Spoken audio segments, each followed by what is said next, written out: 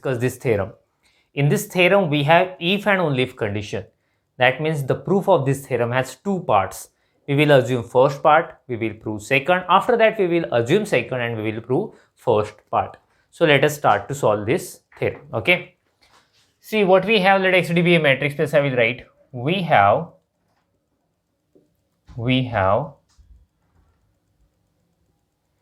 a matrix space XD. See, I am going to assume the first part. Subset G of X is open. Let G be an open subset of X. So I am assuming G be an open subset of X. And what we have to prove? Prove that it is union of open balls. Okay, this thing we have to prove. I will draw the diagram. Suppose this is a matrix space XD. This is matrix space XD, and suppose this G be an open set. We have to prove that G is open, so that's why it is union of open balls. Okay, this thing we have to prove. What will I do? G is open set. So you know that definition of open set, right? So by definition of open set, therefore, for any X belongs to G, there exists R greater than 0 such that Bx are subset of G. You are familiar with that, getting? So that means, suppose we have some point X, any point X.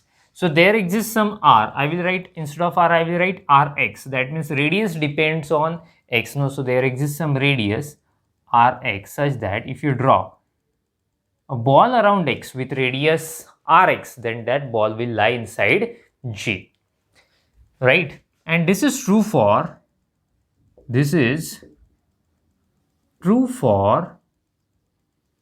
every X belongs to G.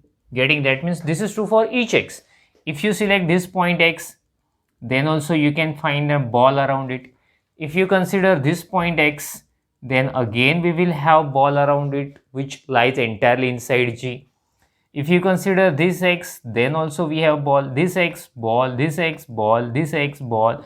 For each point, we are having a ball, getting? For each point.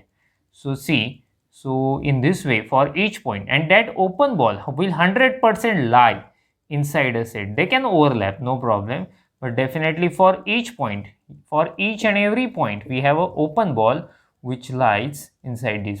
We have some large open balls, we have some small open balls, but definitely for each point we have an open ball, getting? Which entirely lies inside G. So therefore, if you take their union Bx Rx, if you take union of all such open balls, then again it is subset of G, since each of them is subset of G. So if you take their union, then again it is a subset of G. I will call it as equation number 1. Okay, this is expression number 1. Okay, if in a reverse way you think, so see, let P belongs to G be any arbitrary point. What I am doing? I am considering one point P belongs to G. Then there exists definitely, therefore there exists R greater than 0 such that B P comma R subset of P belongs to subset of G. Getting? So see, if you select any point P belongs to G, then definitely there exists R greater than 0 such that P belongs to B P comma R subset of G. This thing we have. See, clearly P belongs to B P R, which is subset of union of B X R X. X belongs to G. Here I should write X belongs to, not capital X, X belongs to G. So what I am writing here, I have copied the same thing, but see, this is a ball, no? So this ball will be one of these balls. So that's why this ball is a subset of union of all these balls, since this ball will be one of these balls. Getting? So that means P belongs to this ball. Suppose if you consider that your point P is here, suppose your point P is here. So P is subset of open ball which lies inside getting G, and that ball is a subset of union of all these balls. So that's why I can write P belongs to union of X belongs to G, Bx Rx. Getting the point? So that's my P is element of this ball and this ball is subset of union. So that's why P is also element of the union. So we started from where? We started from P belongs to G, and we are saying P belongs to this set. So that's why I can say G is subset of this set. Let me remove this one so we will have space to write. Okay. So therefore, just a minute, let me complete this one. Therefore, G is subset of union of X belongs to G, Bx Rx. Getting my point? Tell me how to prove that A subset of B. How to prove that A subset of B? We take one arbitrary element of A and we prove that element in B. So same thing we are doing here. We have taken arbitrary element of G and we are proving that element is again in this set. So that's why this set is subset of this set. Okay. So this is my expression number 2. See what we are getting here. See, both sets are same. Here in left hand side we have that set, and here we have the same set in right hand side. So we are saying this union is subset of G, and we are saying G is subset of union. That means it's simply A subset of B, B subset of A. So that's why A and B, both of them are equal. So now we can write both of them are equal. But before that, I suggest you to make a screenshot of it. Okay. Okay. So see, I purposely kept these two equations here. So therefore, from 1 and 2, what can we write? From 1 and 2, what we get? Here what we are proving? A subset of B, and here we are proving B subset of A. So that's why both sets are equal. So from 1 and 2, G is equal to union of Bx Rx, X belongs to G. So therefore we can declare, what can we declare? G is union of open balls. Therefore G is union of open balls.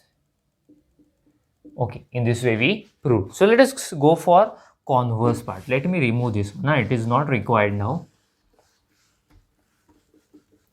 Okay, so let us continue. Conversely, I will write. Conversely, assume that. What shall we assume? Tell me. Conversely, we will assume that G is union of open balls. Conversely, we assume that G is an union of open balls. So that means that is G is equal to union of some open balls, Bxr. We don't know anything about open balls, but we know that G is union of open balls. That means, for example, suppose this is your G. This is your G, and G is union of open balls. We don't know what is their center, what is their radius. We don't know anything, but it is union of open balls. Okay, just like there is no gap, huh? So yes, I hope you can understand. Okay, G is union of open balls, and what we have to prove? To prove that G is an open set. See, we know one thing, but we know that every open ball is an open set. See, this thing already we have proved. Every open ball is an open set. Therefore, Bxr is also an open set. So therefore, Bxr is an open set, right? So every open ball is an open set. That's why each of them is open set. We know one more result. So that result is arbitrary union of open ball is open. And we know that arbitrary union of, let me write that thing, that result, arbitrary union of open balls is open. Getting arbitrary union of open balls is open. So therefore this union is also an open. BXR is open.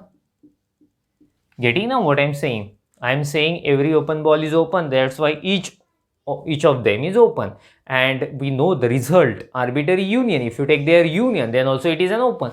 So that's why union of BXR is open. But union of BXR is G. So that means G is an open set because both of them are same. Both of them are same. So in this way we proved G is an open set. So in this way we proved both parts. So this theorem is over here. You can make a screenshot of it, and after that we will stop. Thank you. Bye bye.